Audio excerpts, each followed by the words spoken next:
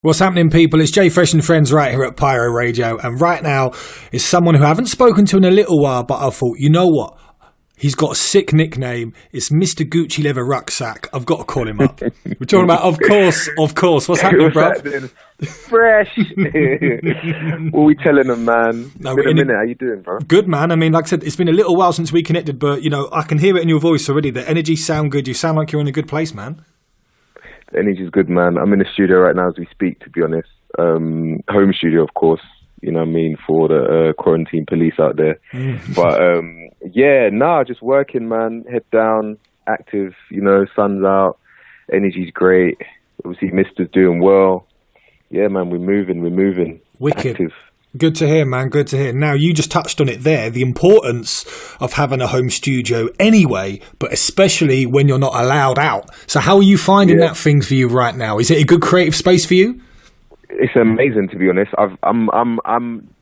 To be fair, I had a home studio set up prior to all of this, but it wasn't necessarily to record and put out music. It was so I didn't waste time in the actual studio when I would book studios. Because what would happen is I would go to the studio and I hadn't written, and I'm just listening, writing in the studio, and all that takes time. Before you know it, you've been there 5-6 hours, and then you've got a bill at the end of the day. So for me, you know what I mean? So for me, it was just like, listen, let me set something at home, record ideas, write some music, etc. So then all I would need to do is just book my 2-hour studio slot with the engineer, bang, and then I'm in and out. So that was the premise for me setting up a studio space at home. It wasn't, you know what I mean, for anything other than that. But then obviously as time went on, I kind of realized that, hold on a minute, with the equipment that I bought and with the mics that I bought to do this, I didn't necessarily need to go studio anymore. So I would just record at home, email the Logic file to my engineer, who would kind of do bits on his end and then send me the stuff back. And I think, and that was even how, I think My Gang was probably one of the first songs that I actually recorded at home. Sick. You know what I mean? Yeah. So once I realized that it was possible, I just kind of stuck with it really, and just went to a studio as less as possible, because you're just cutting out costs, right? Yeah. Plus so your productivity goes through the roof as well. If you've got an idea, you can just step out the lounge and go into your room and write this down and record that idea, and you can get it out straight away. Any time. You don't have to rely on, you know, booking a slot, booking a session.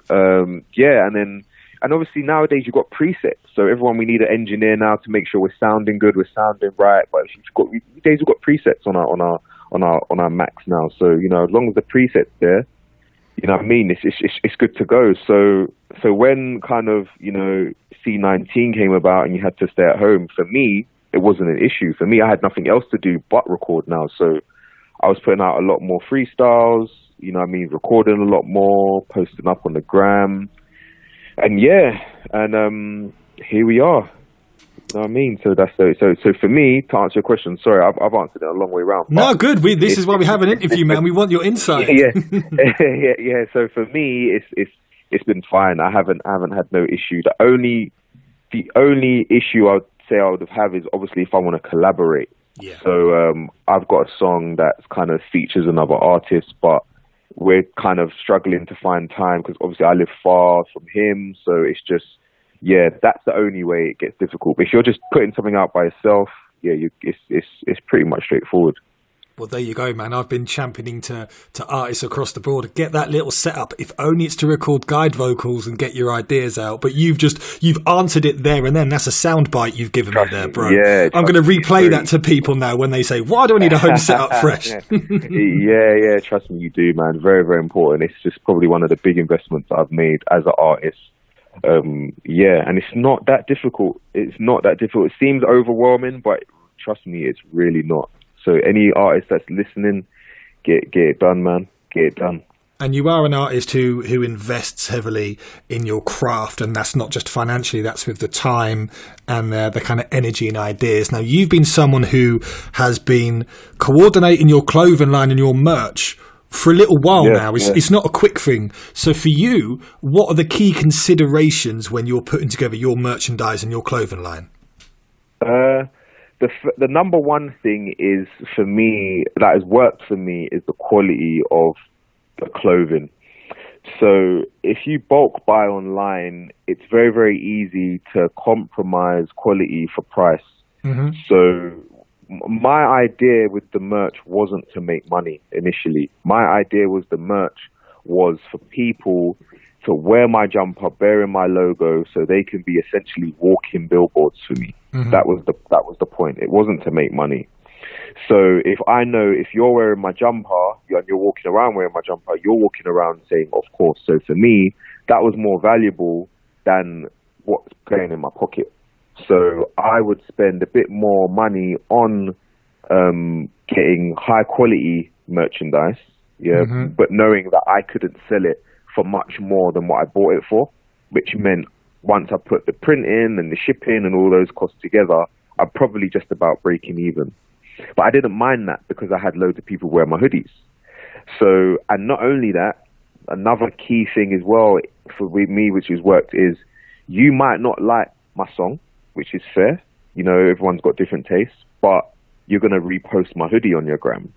Like, do you know what I mean? So either way, I'm getting a repost from you. Either way, I'm getting some form of marketing from you because, like I said, if you don't like the hoodie, if you don't like the song, you're going to post the hoodie on your gram without a doubt. And that's just traffic to my page. So the people that do follow you may stumble across my music and they may like my music. Like, do you know what I mean? So then I kind of foster new relationships, foster a new fan base from that method. So that's kind of how the merch has really worked. It's great. The logo's great. It's simple. It's clean. It's not too busy. There's not too much going on. So printing wise, it's very, very easy, straightforward. And yeah, I think those are probably the two key things, man. Just the logo and the quality. Those are the two things I always get complimented on. You know what I mean? The logo's nice and the quality of the merch is high. And once people kind of hear that or see that, they'll buy into it. They'll buy into you as a brand because it says a lot about you. It says that you care. Like, you know what I mean? You're not just trying to, you know what I mean, buy, you know what I mean, 500 hoodies off a random website and the quality of the hoodie is just whack and you send it out and then, you know, he's just like, people will support you, don't get me wrong, but that's exactly what they're doing it for. They're doing it to support you. But as much as I love the support, like, I don't want you to do it to support me. I want you to do it because you actually, you know what I mean, you actually like it. Exactly. You know, you actually genuinely like it. If you genuinely like it, you're going to tell someone else. But if you're just doing it to support, you're unlikely going to tell your friend because their friend don't owe me anything, so they don't need to support me. Does that make sense?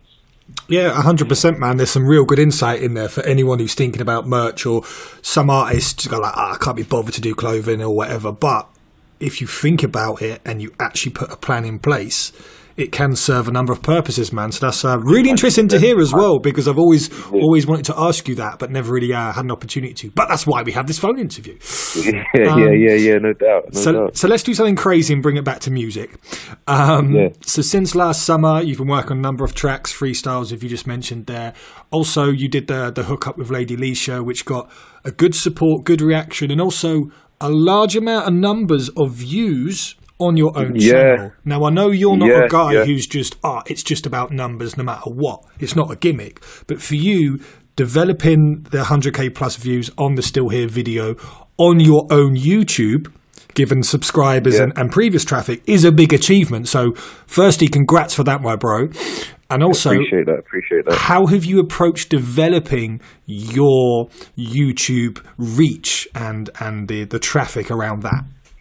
Yeah, no, I mean, first of all, it's important to say that I didn't get 100,000 streams straight away, or views, sorry. The video came out December, and I think it only really touched the 100K mark last month, April. Mm-hmm. So yeah, it wasn't an overnight thing. I mean, the YouTube channel, I've just made a conscious decision probably a year ago, shortly after my gang, really, that I really wanted to develop my own channel. Mm-hmm. I'd seen a number of artists in my position that kind of benefited from creating their own channel, because the number one key thing for me was, it wasn't about the views, it was about the data that you get from it being on your own channel. You're able to retarget. You see who's listening to your music. You can see the demographic, where they're coming from, you know, so therefore you can like channel your marketing further and more effectively if you know who's listening to your music.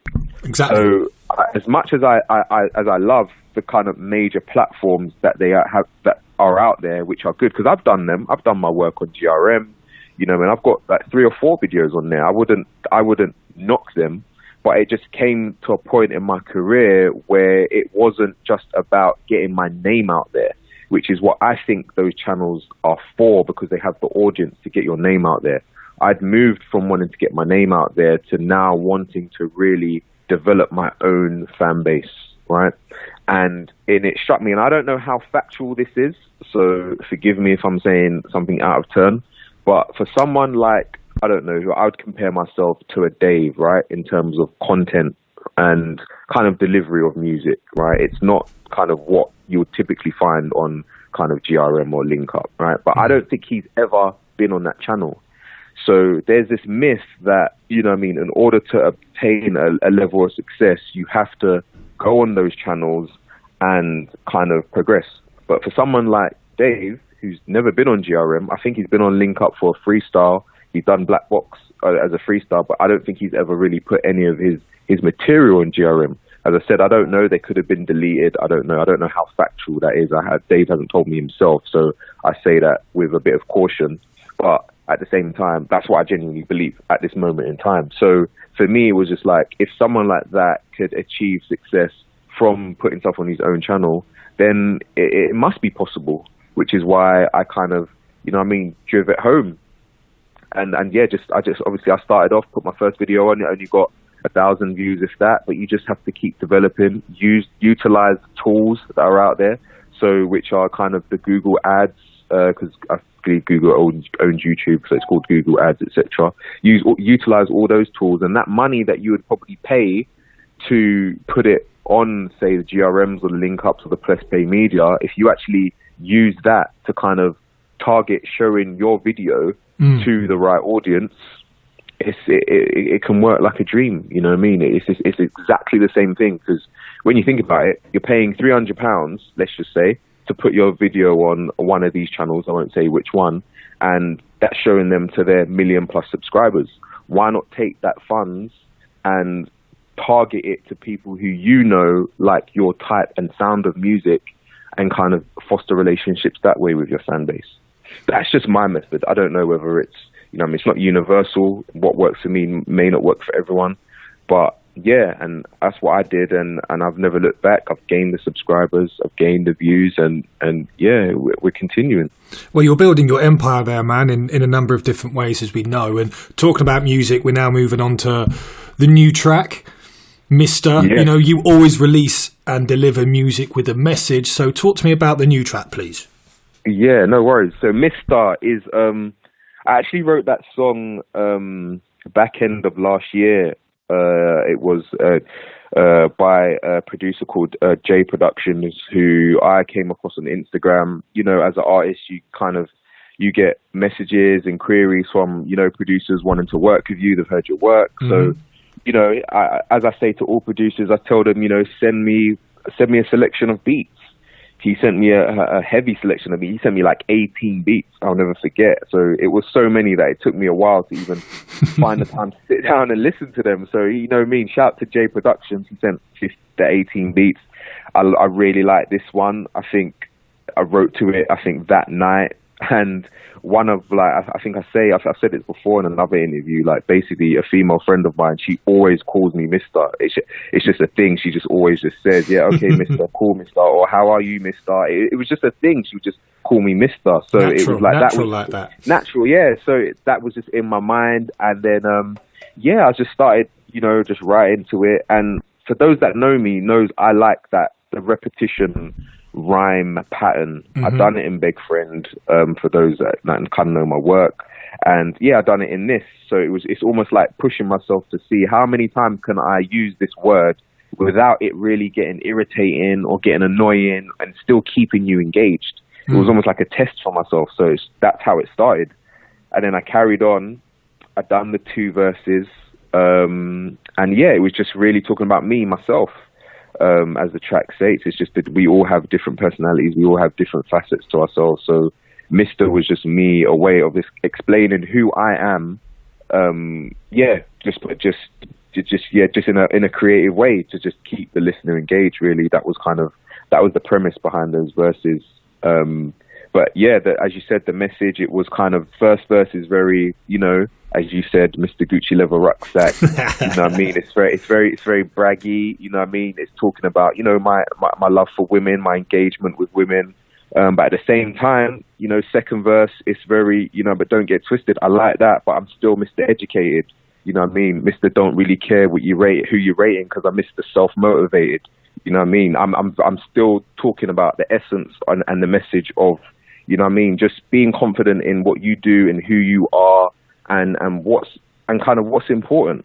And that's kind of really what Mister's about. So once I'd done those two verses, originally I said to the producer, I've just done these two verses. I think I'm just going to use it as a track on a potentially upcoming EP, and we're just going to leave it as an interlude. And he was fine with that, you know what I mean? Because I was thinking to myself, I don't want to do a chorus saying Mr. Mr. Mr. Mr. It's just going to get too much. So as I used to play snippets on Instagram of the song, people were loving the song, and I called on someone who I work with quite regularly on music, collaborate with a guy called Rish Rai. He's an MC. He's actually a rapper, dope rapper. But I love the way he sings. You know what I mean? He doesn't push his singing voice as much as I would love him to. But yeah, I just love the way he sings. And I just asked him, could you do a chorus on this? So, you know what I mean? Came over to the studio, home studio, and yeah, he done the chorus and it worked.